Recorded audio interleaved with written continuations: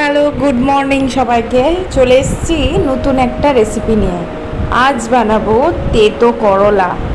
সেজন্য নিয়েছি একটা করলা, যেগুলোকে আমি এরকম গোল গোল করে কেটে ফেলেছি। একদম পাতলা পাতলা যত কাটবে খেতে ততই টেস্টি হবে, যতটা পারবে পাতলা কাটবে। আর এখানে এর ব্যাটার বানানোর জন্যে যেটা আমি নেব সেটা হচ্ছে নারকেল, আদা হাফ ইঞ্চি, তার সাথে 3-4টে লঙ্কা নিয়েছি, কারি পাতা। এগুলো নেওয়ার পরে তার ভালো করে একটা মিক্সারে বেটে নেওয়ার পরে, তোমরা শিলেও বাটতে পারো। আমি বাটার পরে এখানে বেসন, নুন, হলুদ আর দিয়েছি ওই ব্যাটার, যেটা ওই নারকেল আদার যে ব্যাটারটা বানিয়েছিলাম সেটা আমি এখানে 4 চামচের মতন, 3 থেকে 4 চামচের মতন দিয়েছি।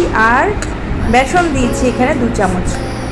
ভালো করে এটা ফেটে নেওয়ার পরে এইভাবে ভালো করে কিছুক্ষণ 4-5 মিনিট ফেটে নেবে। ফেটে নেওয়ার পরে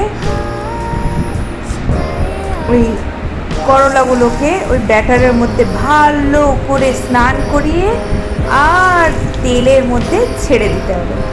ব্যাস, গরম তেলে করলাগুলো হাবুডুবু খাওয়ার পরে বেশ দুপাশে ভালো করে ভেজে নেওয়ার পরে ওগুলোকে তুলে দিতে হবে। আমাদের রেডি রেসিপি।